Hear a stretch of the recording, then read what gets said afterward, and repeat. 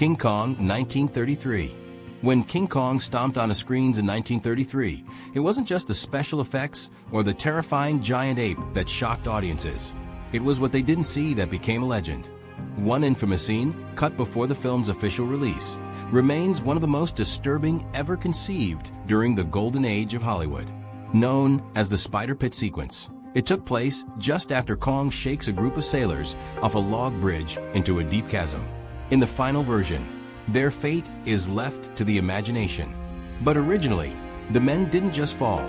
They landed in a hellish pit filled with nightmarish creatures. Giant spiders, oversized insects, and grotesque lizards emerged from the shadows, tearing the sailors apart one by one. The scene was reportedly so horrifying during early test screenings that audience members screamed and even left the theater in panic. Director Marion C. Cooper, fearing the backlash from censors and the public alike, decided to cut the sequence entirely. For decades, it was believed to be lost forever, fueling rumors and fascination among film historians and horror enthusiasts. Some even considered it Hollywood's first banned scene. The mystery endured until 2005, when director Peter Jackson, a lifelong fan of the original, painstakingly recreated the lost sequence using vintage-style stop-motion, basing it on production notes and storyboards. That recreation gave modern viewers a glimpse into just how far ahead of its time King Kong really was.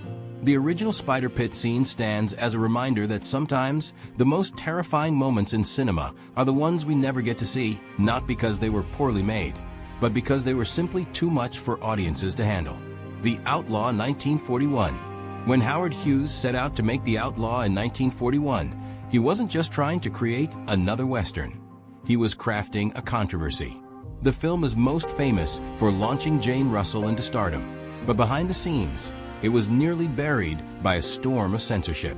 Hughes pushed the boundaries of sexual suggestiveness for the time, and the result was a film that was more scandalous than studios or censors could handle. The most infamous cut came from a steamy bedroom scene between Jane Russell and Jack Butel. While it never included anything explicit by today's standards, the scene featured lingering close-ups of Russell lying suggestively on a haystack, her blouse slipping off one shoulder, breathing heavily as Butel leaned in. The camera didn't look away, and neither could audiences. But censors were appalled. They demanded multiple trims, claiming the scene incited lustful thoughts.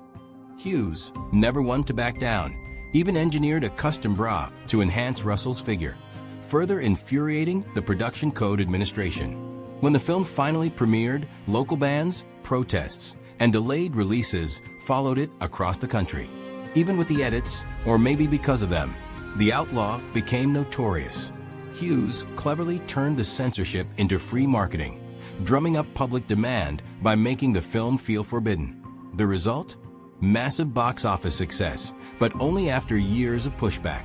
Today, the cut footage and controversy around The Outlaw seem tame compared to modern cinema. But in the 1940s, it was explosive. It wasn't just a movie. It was a battleground between art, sexuality, and control. And while the most provocative scenes were sliced before wide release, the shadow they left still lingers in Hollywood's history of what can and can't be shown. Psycho, 1960. When Alfred Hitchcock released Psycho in 1960, he didn't just break the rules, he rewrote them. The film was revolutionary for its time, shocking audiences with taboo themes, unexpected violence, and of course, the infamous shower scene. But even that iconic moment was once more disturbing than what audiences eventually saw. Hidden behind studio pressure and strict censorship was a version of Psycho that was deemed too horrifying, even for Hitchcock standards. Originally, the shower murder of Marion Crane included more lingering shots of the knife making contact with skin, not deep wounds or gore, but just enough to create an uncomfortable realism. There were also a few fleeting glimpses of nudity, which Hitchcock cleverly filmed using clever lighting and fast cuts. But it wasn't just the visuals that were disturbing. The original audio mix reportedly included harsher stabs of sound, raw, jarring effects that Hitchcock toned down after early feedback. One deleted moment that's often whispered about involved Norman Bates dragging Marion's corpse. Early cuts allegedly showed more of the lifeless body, pale, limp, and unsettlingly real, as it was positioned for disposal.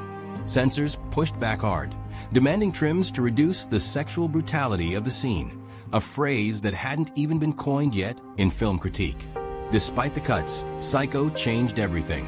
It challenged what horror could show, how far psychological thrillers could go, and it introduced moral ambiguity in ways mainstream films had never dared.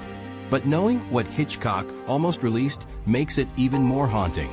The restrained horror we see today was once even more visceral, and somewhere in a vault or memory reel lies a darker version that might have been too terrifying for 1960 audiences to handle. Baby Doll, 1956. When Baby Doll hit theaters in 1956, it set off a firestorm of outrage, controversy, and censorship like few films before it. Directed by Elia Kazan and written by Tennessee Williams, the film dared to explore the taboo, lust, manipulation, and moral decay, all wrapped in the humid tension of the American South. But what many don't know is that some of its most disturbing scenes were toned down or completely cut before its release to avoid a total ban. The plot centers on a bizarre and unsettling marriage between a grown man and a teenage girl, Baby Doll, played by Carol Baker. In the original script, the seduction scene between Baby Doll and the older, predatory Silva Vaccaro was far more provocative. The uncut version reportedly featured extended physical contact and close-ups that implied something deeply inappropriate was unfolding. Even without showing anything graphic, the suggestiveness was overpowering. Censors and religious groups were outraged. The Catholic Legion of Decency condemned the film, branding it immoral, and demanded changes.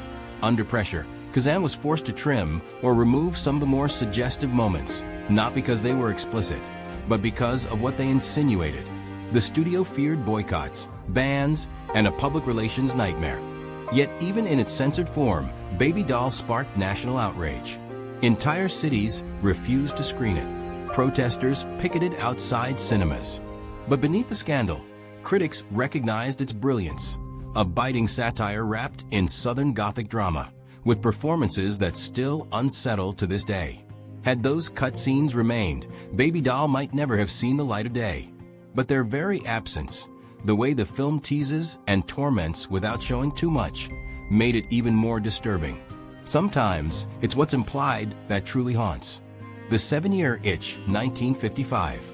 When people think of the 7-Year Itch, they instantly picture Marilyn Monroe standing over a subway grate, her white dress billowing up as a gust of air catches her by surprise. It's one of the most iconic moments in Hollywood history, playful, sexy, unforgettable. But behind the charm and comedy of this Billy Wilder classic was a film that had to be carefully trimmed and tamed before it ever hit the screen.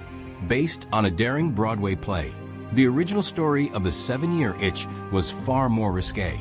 It openly explored themes of infidelity, sexual frustration, and temptation, topics the production code had no patience for in 1955. In the play, the lead character actually sleeps with Monroe's character, leading to emotional fallout and real consequences. But the film?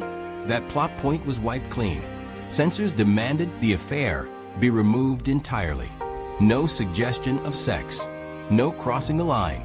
Entire scenes were either softened or cut. One removed moment reportedly showed the two sharing a morning after breakfast, a subtle but unmistakable hint that the affair had occurred. In the final version, all sexual tension had to be implied, never confirmed. Wilder had to rewrite and reframe scenes to keep things light, comic, and appropriate, even as Monroe's very presence was already considered scandalous by many conservative viewers.